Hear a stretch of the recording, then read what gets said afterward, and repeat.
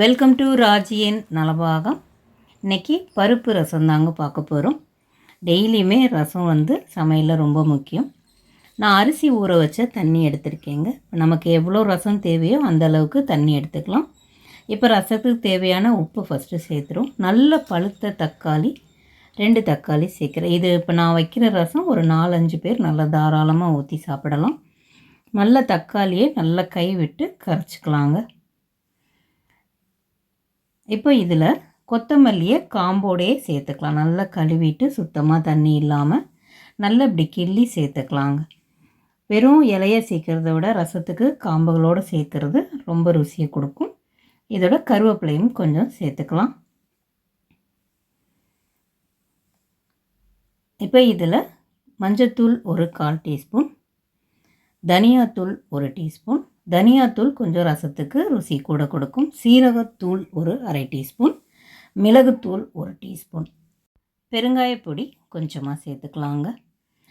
வரமிளகா ஒரு 4 கிள்ளி சேர்த்துக்கலாம்.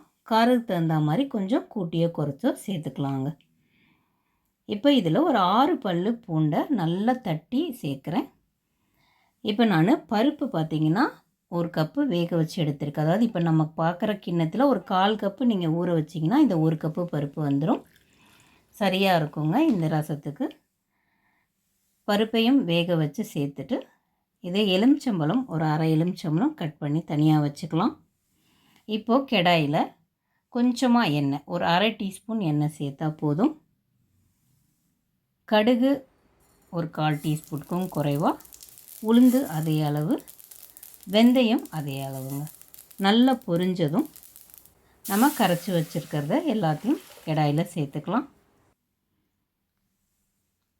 ரொம்ப கொதிக்காமல் இந்த மாதிரி நல்லா நுரக்கட்டி ஒரு கொதி வந்ததும் ஸ்டவ்வை ஆஃப் பண்ணிடலாங்க. அப்போ தாங்க ரசம் ருசியாக இருக்கும். அது எல்லாமே அந்த சார்ந்து இருக்கும். ரொம்ப கொதி விட்டோம்னா நம்ம கொலன்னு ஆயிரும். குழம்பு மாதிரி இருக்கக்கூடாது.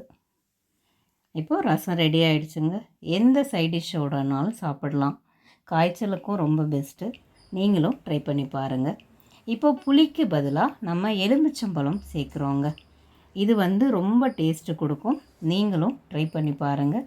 இந்த ரசத்துக்கு ஒரு 1/2 எலுமிச்சம்பழம் போதும். ரொம்ப கசப்பு இல்லாமல் தோலை பிழியாமல் வெறும் சாரம் மட்டும் பிழிஞ்சு கொடுங்க. இப்போ சர்வ் பண்ணலாங்க. நல்ல சூடாக ஒரு உருளைக்கிழங்கு வறுவல், ஒரு மீன் வறுவலோடு சாப்பிட ரொம்ப ருசியாக இருக்கும். நீங்களும் ட்ரை பண்ணி பாருங்கள். பருப்பு ரசம் வேறு ரெசிபியோட அடுத்த வீடியோவில் மீட் பண்ணுறேன். தேங்க்யூ.